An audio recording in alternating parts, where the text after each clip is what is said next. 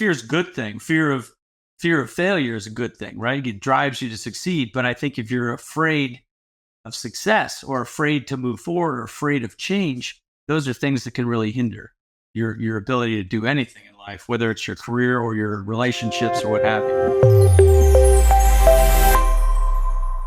Welcome back to another installment of the Next Gen Case Study Series. On today's episode, we have Sam Benedict, who is the Director of Sales at DQLabs, a company focused on providing AI-powered data quality solutions for businesses. With extensive experience in sales leadership, Sam helps organizations leverage DQLabs' modern data management platform to automate data quality checks and deliver reliable, accurate data for analytics and decision making, which is why we're excited to have him on the show. Sam, welcome to the program. Happy to be here, Devin. Thanks for having me.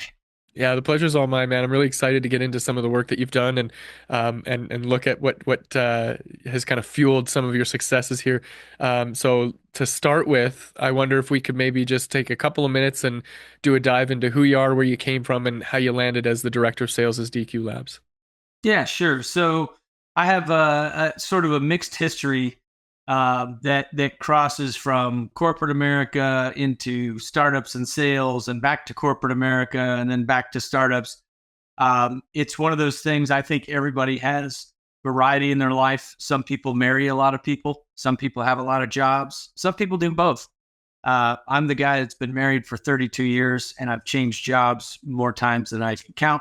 I enjoy the work that I do, generally speaking. I'm somebody that likes a fast-paced environment. I started in corporate America, and one of the reasons I left is that I just got, tired of the routine, right? So jumped into a couple of different startups, really enjoyed the sales aspect of those jobs.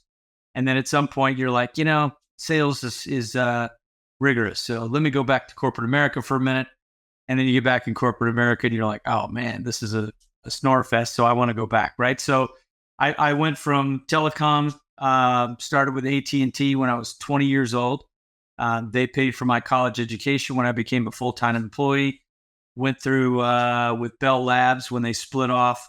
Then I joined a sort of a semi-startup software company that was doing telecom software right before the telecom crash. And I'm aging myself, and I'm probably a lot older than you. You may not remember that crash. But anyway, after that, I went to healthcare insurance, Blue Cross Blue Shield. I ran their data warehouse for a number of years. And then I left there to go do sales at a startup, a very successful startup it became. It was purchased by a company called Irwin, which is a household name in data modeling. Everybody who's in IT pretty much knows it.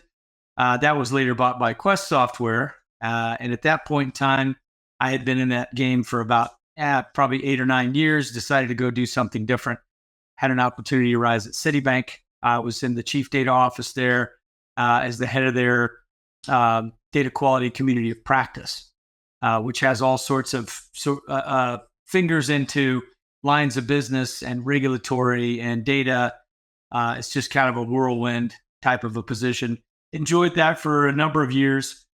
And upon a massive reorg, I got put into a job that was very heavy on regulatory and not so heavy on data. And the opportunity to come to DQLabs sort of appeared out of nowhere. And I'm like, this may be a sign. So I'm going to take it. And here I am. And it was from a chief revenue officer that I'd worked with and for in the past. So it's one of those where, hey, this sounds like a good opportunity. The product's amazing. I'm going to do it. And here I am. Yeah, quite a extensive background, a lot of varied experiences. I relate to that. Some people do this, some people do that. When you were talking about, hey, I've had just a lot of different jobs. Before I landed in the world of entrepreneurialism, I counted it out with my family one night, just sitting around the card table, and I landed at by the time I was 22, I had had 38 jobs. Wow. Yeah, Wow. so I don't Yeah. know if I got you beat there yet, Sam, Yeah, or absolutely you do. I mean, and I've been working since I was 12 years old. I think my first job was throwing papers for the Phoenix Gazette. right, Uh, right. for those of you who don't remember, a newspaper was actually, you read it like you do the internet. Yeah. I think there's this curiosity that drives us to try to explore new things. I don't know about if you relate to this, but I get bored very easily after I kind of understand or figure something out. I'm like, there's nothing challenging here. I got to move on. So like, whether it was merchandising with Mountain Marketing or dog grooming with my mom's dog grooming salon, there was always something that I was figuring out along the way. And then, I landed this place where I'm like, you know what?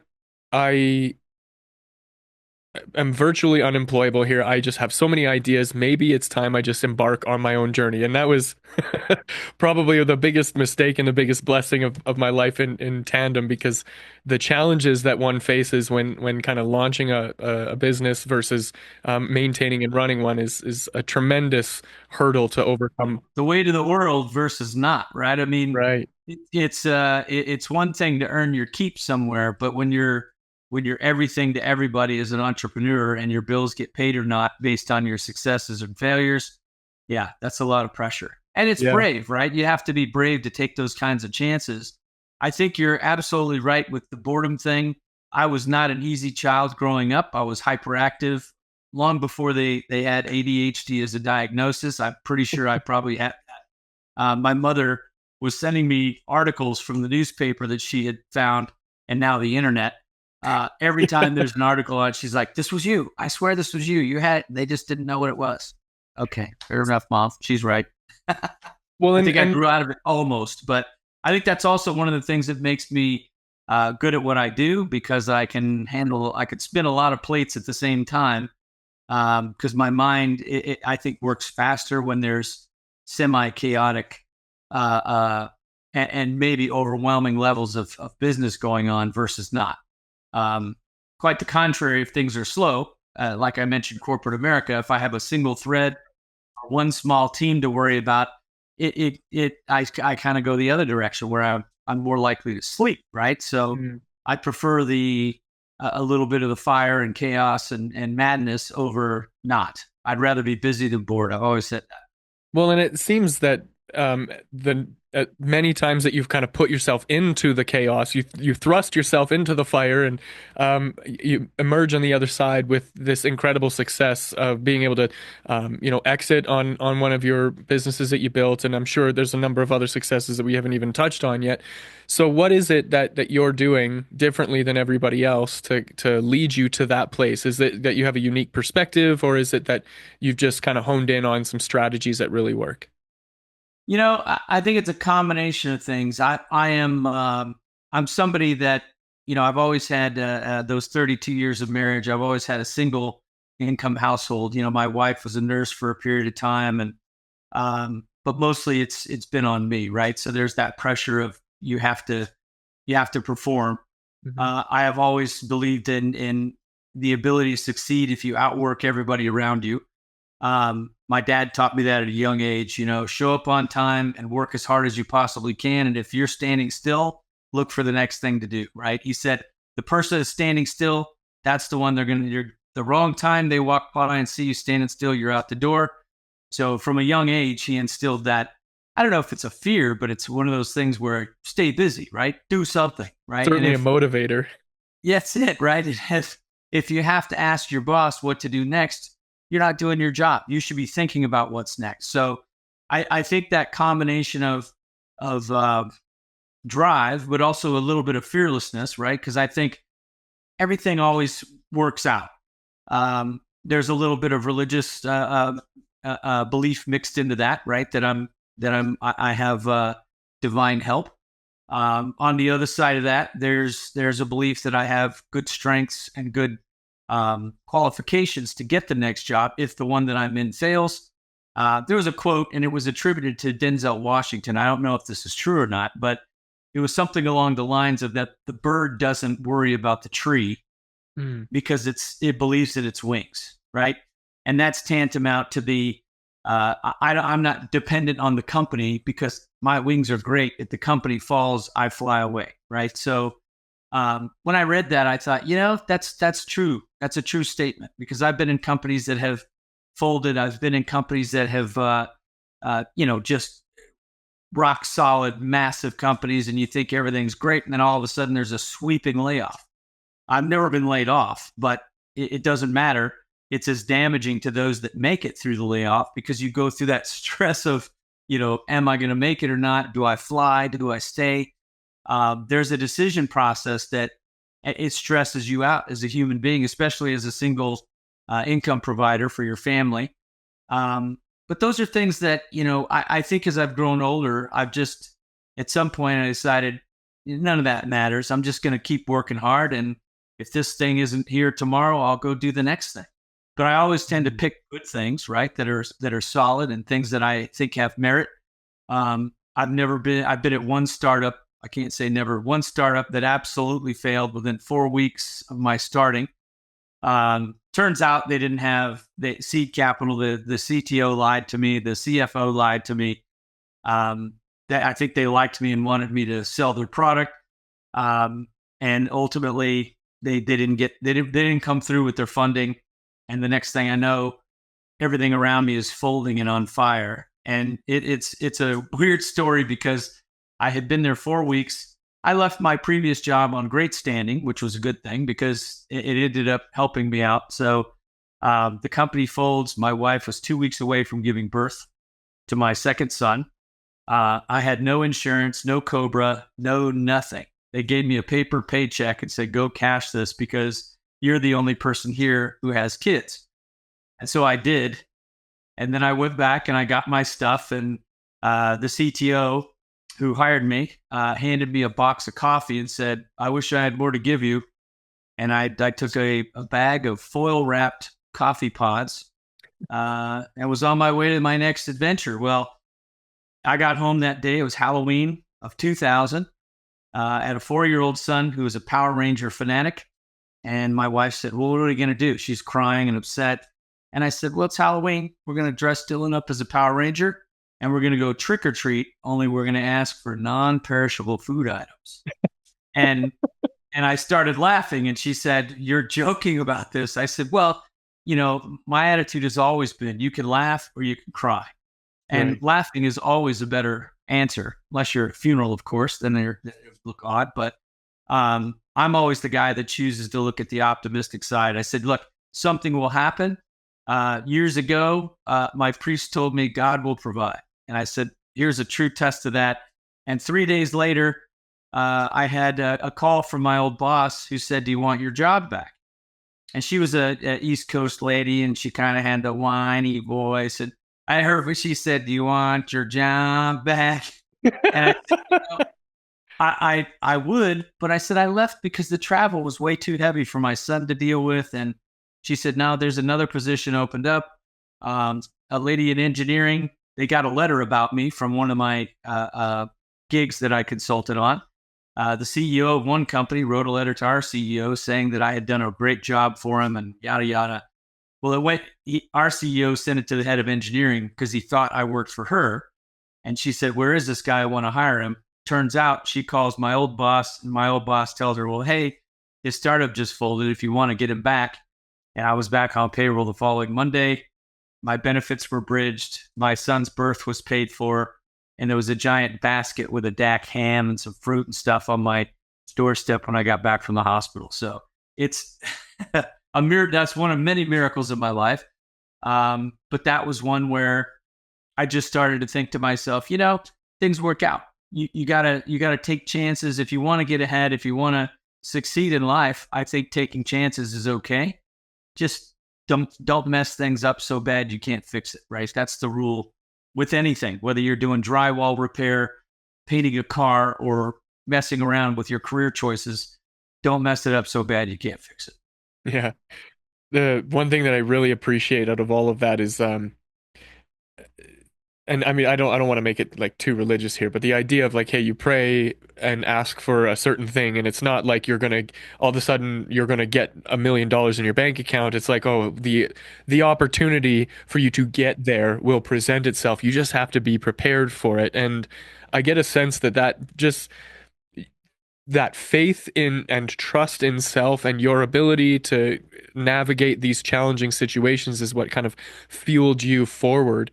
And I imagine that a lot of your approach to growing a business stems from that experience as well. Yeah, taking chances, right? So one of the things when I first entered sales, I had not been a salesperson. The CTO that called me and said, "Hey, are you interested in running the sales organization at my startup company?" Um, just so happens I was in a consulting gig for about a year, really, really boring at a company that had, just a lot of money and didn't really care if they, I mean, the stuff that I was doing felt like it really didn't matter. Right. So, not to mention it was sort of routine. So he gives me a call out of nowhere, driving to work. He says, "Hey, what are you doing?" I said, "Driving down the freeway, thinking about tasty revolvers." Right. Just a joke. And I know suicide's not funny. But he said, "So you love this place, huh?" And I said, "No, I'm ready to move on." And he said, "Well, hey, do you want to come run my sales organization?" Well, I put him off for a minute because my wife was finishing nursing school. And I said, "Look, I can start in December. And I know that's 6 months from now." He said, "Nope, I'll wait. No worries. We got everything figured out." And so when I came in, I really didn't know which direction to run. Right. So I started looking at the value proposition of the product that we were selling. It was a data mapping tool. Data mapping is something you can do in Excel spreadsheets for free, but we designed a product that would not only allow you to generate mappings, but then also generate data lineage and other things off of those mappings. That's inordinately helpful in the data space. So I started looking ahead at what are the enhancements we need to make this thing really valuable. Um, I was a firm believer in probabilities, that the higher the volume of opportunities that you had, the higher your sales would be. And I didn't really pay attention to quality at first. And so I was just out there, let's get people in the door. We did every conference we could do. We did everything we could possibly do to get every lead in the door. And then I realized at some point, if you slow down and, focus on the needs of the customer and listen to what the customer wants, you get a lot further, and it's more gratifying because you feel like you're actually helping someone versus just volume, right? Like we're not, at some point I realized we're not selling widgets here, we're selling solutions. And so that didn't take very long for me to arrive at that conclusion, by the way. So we started doing more of the, scoping calls, discovery calls, really figuring out if this customer could use our help and how. And that started to grow things. On the marketing front, I have done everything that you can imagine, even as things as stupid as putting a sticker with our website on the back of every restroom door in O'Hare Airport and every airport I was in. Because when cleaning people come in to clean the toilet, they don't look at the back of the door. So I put our sticker on every door, figuring, you got a captive audience. Somebody's going to be sitting there for a minute and they got their phone in their hand. I don't know how many sales that ever brought us, probably none. But in my view, it was get the word out, get the business name out there. And so I think taking chances, doing things that maybe some in retrospect are stupid. That's how we get to what's smart, right? You got to try things to figure out what works.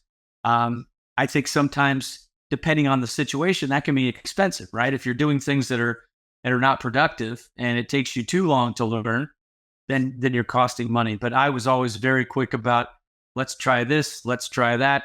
And one of the big things that, I had to convince people of is that subscription software was something that was viable versus perpetual. Because at the time, I was walking in the door. This particular company had just closed a $500,000 perpetual license, and everybody's like, "Well, $500,000 deal." They didn't want to go to subscription where you're selling it for $100,000 or $250,000 a year, because they just couldn't imagine it. Right? Everybody in the sales staff, just when I brought it up and said, "Hey, we're going to go this direction," I thought people would cry. They were so upset. And then within about 2 months, they saw the difference in people coming through the door and deals closing and people signing up for subscription software licenses, right? Informatica and all these Teradata, they were still selling perpetual at the time. Everyone was kind of making that shift to subscription. And so I thought, you know what? We're not having a good time the way we're doing it. Let's try something different. So it's always for me about change something. And I think, back to the whole 32-year marriage thing, same thing applies, right? If something's not going right, look at what you can change and and try something different. It's just one of those things where if you're vigilant and hyper observant, you watch and you can tell what's working and what's not. Just like you do with your own body, right? You can feel, hey, when I eat this, I don't feel so good. When I eat that, I feel better. These are things your mind is processing. And I think my mind works in a way that I'm watching things happen around me, what worked, what didn't. And I don't consciously think about it. I'm just in the background processing what's going well and what's not. And then I think I need to change this, right? And it occurs to me, I don't think these are gifts. I think these are things that everyone can do. But I think if you're scared, again, going back to fear being that counter driver, I think fear is a good thing. Fear of failure is a good thing, right? It drives you to succeed. But I think if you're afraid of success or afraid to move forward or afraid of change, those are things that can really hinder your ability to do anything in life, whether it's your career or your relationships or what have you. Yeah, I get a sense that a lot of the skills, because I subscribe to that same belief, right? These are skills that you've developed over time. For you, they're unconscious. So this might be a challenge, Sam, but one of the things that I'm very present to is that there is kind of an intentional designing of the customer experience nowadays, where you map out all of the steps from that point of discovery where they find you all the way down to now they're a customer of yours, they've been with you for a while, they're talking about you because you're so awesome, and we'll call that a success. So for you, how do you approach mapping that out? I realize like a lot of it, like I said, is instinctual. So if you could maybe distill it down, what would you say is helping in designing all of that? So great point, right? And so the analogy I would use for that is you always have to have a map to get to someplace, right? But sometimes roads are closed. Sometimes there's heavy traffic, so you got to take an alternate route. My belief is very much around process. In fact, I started my career early on as a process engineer for Bell Labs, Lucent Technologies. I was very much about getting every detail, right? Laying it all out, making sure that we had any of the anomalies accounted for, things like traffic, things like weather, and going back to the map analogy. And so I really believe that I still do that you need to have a standardized process. You need to have a way to handle every incoming lead. You need to have buckets to put those in. And you might have 3 different processes based on where they're coming from, right? One for a partner, one for a small boutique partner versus a channel, a big global global system integrator. So they're handled very differently than you would handle a boutique partner or an individual company, right? And there's small, medium, and large companies if you think of t-shirt sizing. But at the end of the day, I believe, yes, you do need process from end to end, and you have to have flexibility in that process so that, maybe you get on a call wanting to do discovery, and and this happened to me more times than not, where you just want to chat, get to know the person, say, okay, what problems are you having and how can we help you solve them? And they're like, show me the tool, show me the tool, show me the tool. They want to jump right into the tool, right? And they always call it a tool, whether it's a platform or a utility, it doesn't matter, it's a tool. And so you jump in and you end up showing them things and they like those things. And by the end of the meeting, they're like, oh, I'm out of time.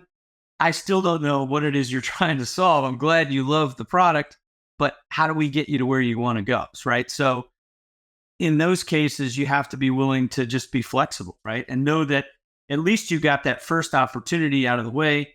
You have an introduction, they like the product, and you can move ahead with some semblance of, not a guarantee, right? But some semblance of assurance that you're not wasting your time or theirs. And so I think once you get past that stage, then you go back to your process, right? And say, okay, we failed at discovery last time.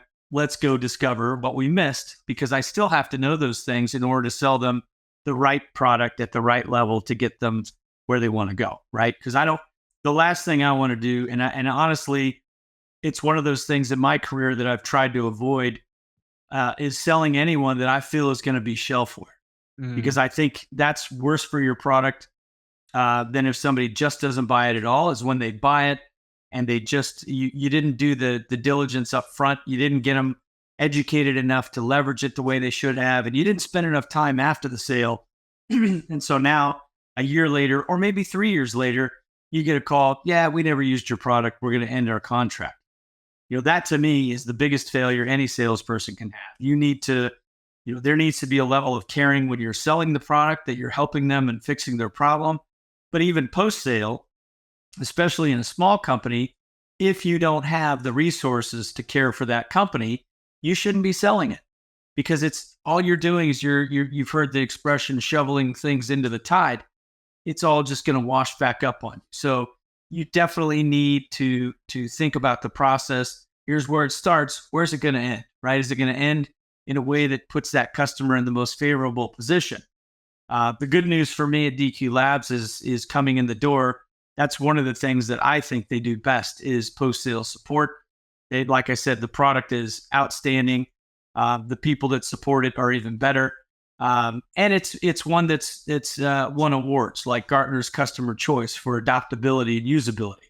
When you have those kind of accolades, that customer care scenario becomes easier because it's not a difficult product to learn or master. But you have to take the time to get people over that hump. It's just like riding a bicycle. It's not rocket science, but if nobody ever walked behind you and held the seat for a little while, you probably still wouldn't be able to ride. So, Yeah, there's on one hand, I totally get this idea of systemizing things, creating a standardization of processes so that everybody that's a part of the team, whether they're new people or old people, that we all kind of operate within the same set of parameters. However, it oftentimes can lend to a dehumanization where you're not in tune with the person that you're serving. And so you could be closing deals you shouldn't close, or not closing deals you should because there wasn't like the right flow of that person. So I love how your approach incorporates the human element in that, hey, listen, I as a salesperson have the map, and if you're cousin Steve, we just got to get to the event today. Great, we'll take the straightest line highway right there. We're done. But if this is like grandma, and we got to take some time, we're going to do the scenic route. It's like, oh, what about the church? And what about, the store? And what about, and so, okay, then we go through that process. But without that map, I think you're at an extreme disadvantage. And I think that's probably part of what you're pointing at. yeah. And one of the things that keeps me on track, honestly, is I love getting to know people. So I ask a lot of questions, and I've spent meetings that were discovery calls. I've spent half the time, just asking about them. So where do you live? How's the weather there? Do you have kids? All those things, start to build a relationship. And the reason I'm always sure to go back and set that foundation is because I want to, right? It's not because it's in my process map. It's because I genuinely want to understand who this person is that I'm selling to. What are their interests? What are and more importantly, from a business perspective, what are the problems they're trying to solve? Because a lot of times, if they're, especially in data quality, it can be miserable. You can have an insurmountable pile of data defects that you're responsible for fixing, and you don't even know how many of those are duplicates. You don't know how many of the, every time one thing happens, especially in a global company, you might get 25 to 45 people report on the same error, the same instance, the same attribute, whatever it is, just became 45 times magnified because you don't have a way to see it and stop it. And that's where, when we talk about observability, that's where that's important, because now I could say, hey, there's a problem. And then one report of that problem is enough. And all the other ones that come in, they say, hey, we recognize this is a problem. Here's the ticket numbers already been entered. So now your volumes start to shrink. It doesn't feel hopeless and insurmountable anymore. And the people I'm helping don't have to go find another job, which is also scary and miserable, right? If they're somebody that's been in their job for many, many years, but they hate it so badly that they want to leave, but then they hate the idea of leaving worse, right? So it's just, that's where I say when you're helping people, you really are. It seems, I don't know, maybe sentimental and stupid to want to help people that way. But at the end of the day, there's no better way to sell a product than with a genuine intention to help. If you're just there for the money, I think that shows in everything you do. And I've met salespeople that say I'm coin operated, as though that's some sort of a badge of honor, like I'm a coin operated salesperson. Well, that you're not my salesperson. You're somebody that, I may buy a water heater system for a house I'm building, from a coin operated guy because it's a simple problem and he's got a good or a service that I need. But if you're selling a solution, it needs to consider where that person wants to go and what's their emotional investment in being successful at it, right? Because again, if they're just buying it and it's going to end up shelfware, I don't want to sell it to them. Yeah, and being really in tune with that. Shout out dads for giving you that insight to look forward to make sure that you are anticipating. And I think that's a big part of it too, is like looking at, okay, here's where you are, here's where you want to be, and then we're gonna get you there. But then more to it, as you said, like it seems like it's corny, but let me like reframe it for anybody that's listening here. It's if you help somebody really well, they are happy to compensate you for helping. And so the money is an inevitability of you doing a good job. And so therefore, it's you can make the assumption that doing a good job will lead you the money. And so that should be your focus. What can I do a good job to really serve somebody? And that means, hey, listen, why do you, if you need a water heater, I can sell you a water heater. If you're Steve, cousin Steve, let's get you there as fast as possible. Fine. I got this one. It's in stock. Let's just put it in the basement and you're good. But if you're somebody who's like, well, listen, I know my water heater's gone and I want to explore some of the options. Well, now we got to take the scenic route and we got to walk people through that. And that's a different process. And so you got to be multifaceted in your skills, I think, to be able to cover all the bases, right? Yeah, and it's one of those things where I think about that too. Is what makes sociology was one of my favorite topics in college, right? Mm. And it's because it answers the question of why. Why do people do things? Why do they want this? Why do they want that? And I think just everybody thinks and operates differently. Mm-hmm. And I think in being a salesperson, I think being adaptable and recognizing that goes a long way. Mostly because if you try to handle every customer as the same, you'll run into some that it just doesn't work. People are in the word individual is for a reason, right? Some people, like you said, they want to go fast, fast, fast. Others want to take their time. They want to shop around. They want to talk about discounts. I have customers that they want to talk about pricing the first day I meet them. And I'm like, okay, but you haven't even seen it yet, but I'll tell you what it costs. And then we'll back into why that's affordable and why the value far outweighs the cost and all of those things, right? The price. Because price and cost are different. Price is what you pay for it. Cost is, all the hours that you put into building it and maintaining it and the people that work in it. All of that's a cost, right? So and I try to not get those confused. You're going to pay a price for it, and then there's a cost to get it running, get it moving, get the value out of it, and the value should outweigh the cost in the price, right? And it does, and that's math that you could do, right? There's for DQLabs, one of the most important documents we have is an ROI calculator, right? Because when you talk about data quality, it's kind of like happiness and joy, right? It's hard to put your finger on what those things are.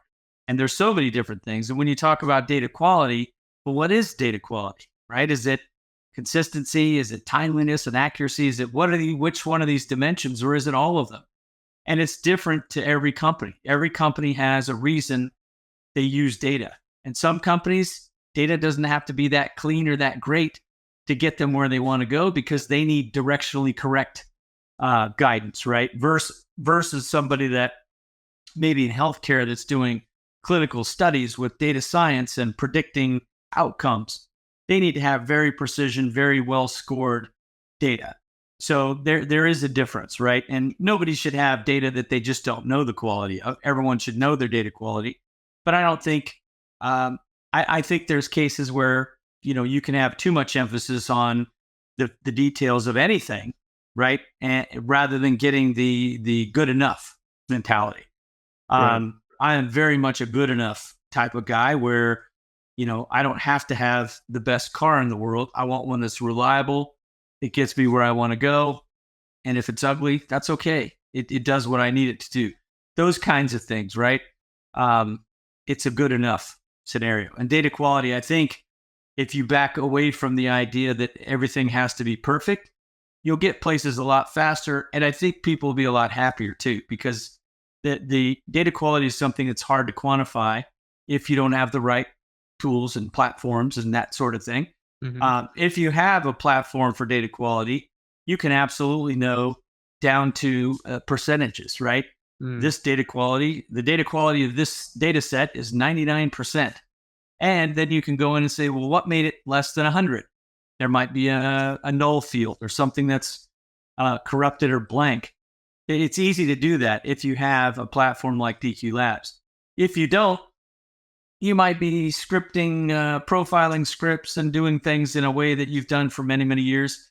What happened over the course of time, data quality evolved. It started as utilities and SQL scripting and things like that to kind of figure out, is it all there?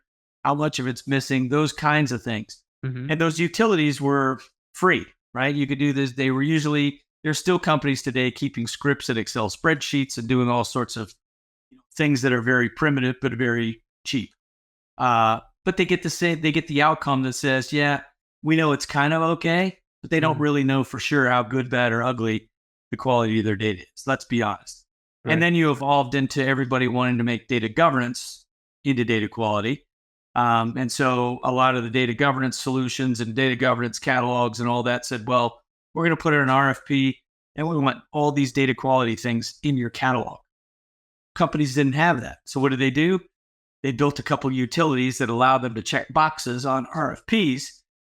Then at the end of the day, the situation got no better. They still couldn't solve problems. They still couldn't put a number on your data quality.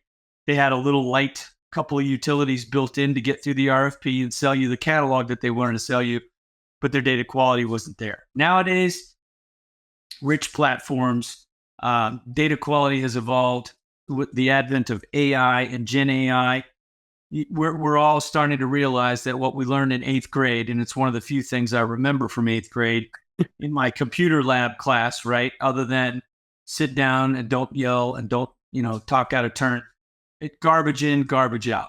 Very simple 8th grade. If you put garbage in, then you're going to get garbage out.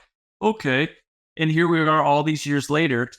I don't know how many years later that is because I'm not good at math. But at the end of the day, it's still true. If I put junk into my data sets, I'm going to get junk back out. So now everybody's saying we really have to get a handle on data quality. And it's not good enough to know that all the data is there.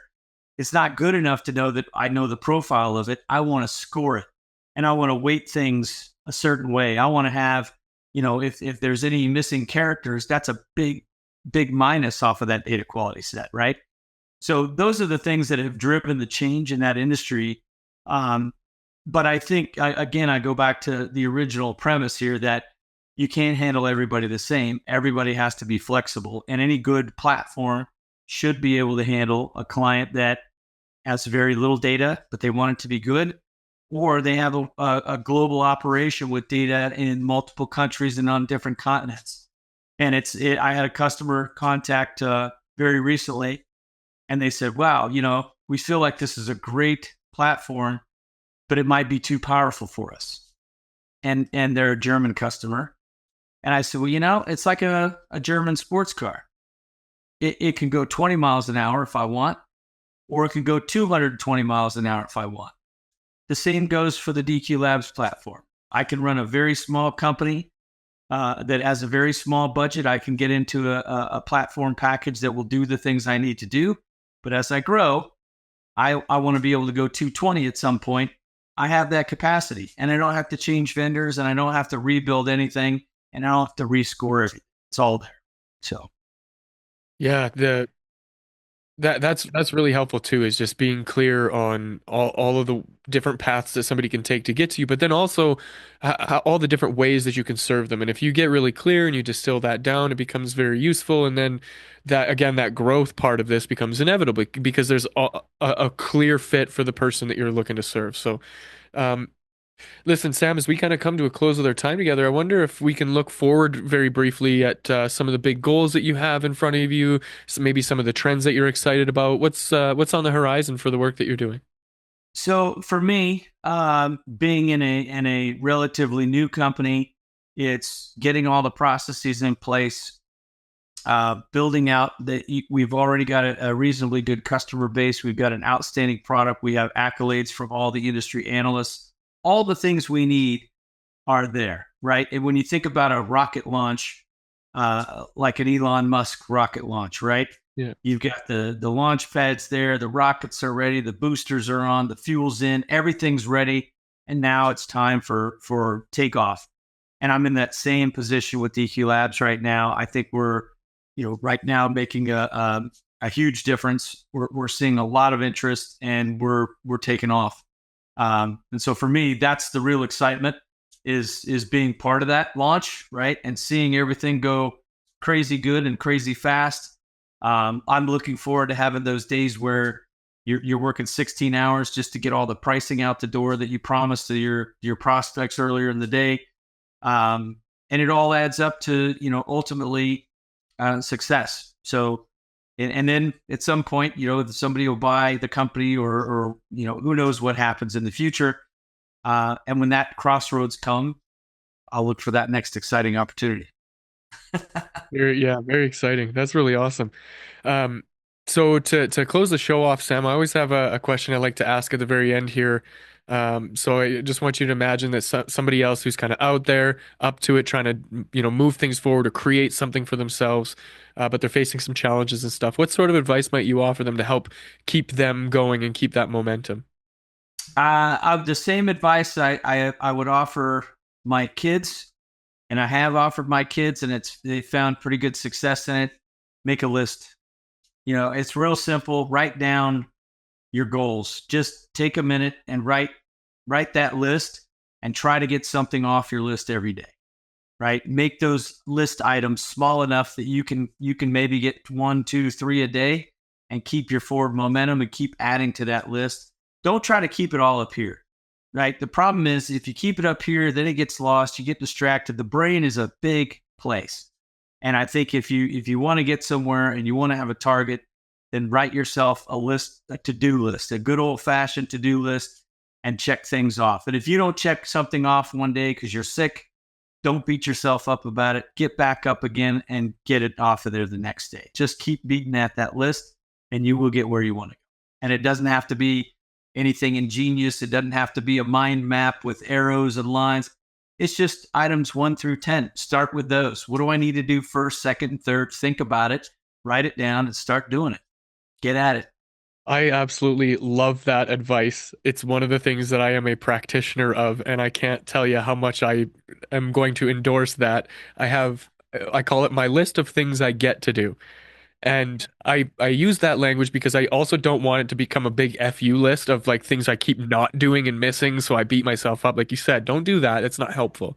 Nobody said you had to sprint up the mountain, right? If you're just taking steps, you're still going to get there. Yeah.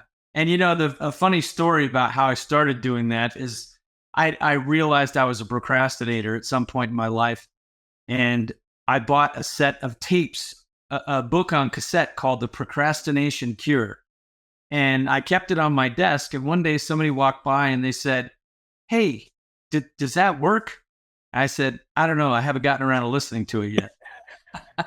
And the fact is, the guy that sold it, he could have been selling blank tapes, because I guarantee you, everybody like me that bought it never listened to it.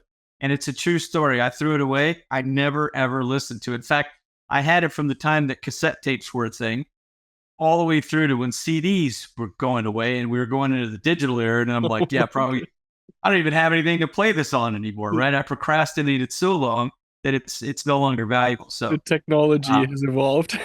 that's it. Technology evolved before I got around to listening to 4 cassettes, right? So that's why I make lists. Lists are easy. Lists are tangible. You can put it in your pocket. You can put it in your vest pocket. You can take it with you. You don't have to stress about, what am I forgetting? It's on my list. I know what I need to get done. Yeah, we've all been there too on that other side of it. Oh, I have nothing to do right now. What should I do? And this is where your brain betrays you because there is a list there somewhere, but it's not you can't recall it, and so you don't get anything done. So I Yeah, and love then that. your brain says, "Oh, hey, there's a little ticker in the bottom corner of my screen that says NBC. There's something going on, right? I'm going to go look at the news for 2 hours and Yeah. not get done anything." So the list is a good driver.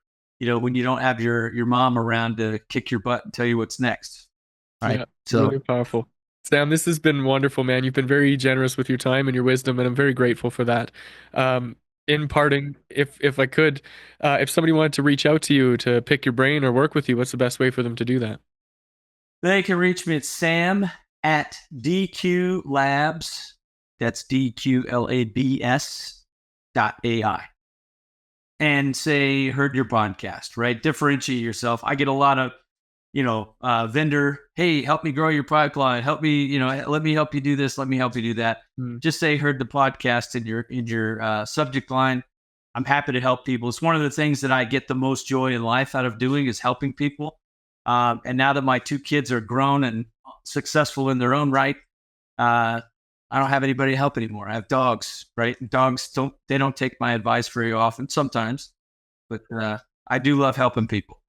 And you got some room to do it. So we'll make sure to link to that in the show notes so people who are listening or watching can find you easily. On that note, anybody that's listening or watching, if you want to get in touch with me for your AI or marketing needs, you can visit nextgengrowth.com. Otherwise, that's it for this episode. Thanks for joining us for this conversation, and I will see you in the next.